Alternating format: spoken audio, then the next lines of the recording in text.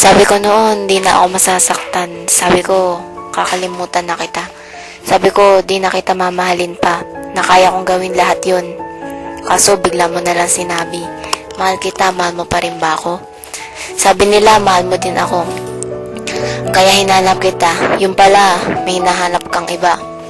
Nang magmakaawa ako, nagalit ka pa. Minsan na nga lang magmahal, papalpak pa. Sorry ha, mahal kasi kita eh.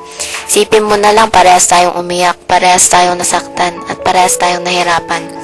Pero bakit ganun? Sa huli, sino lang yung natira? Ako lang, di ba?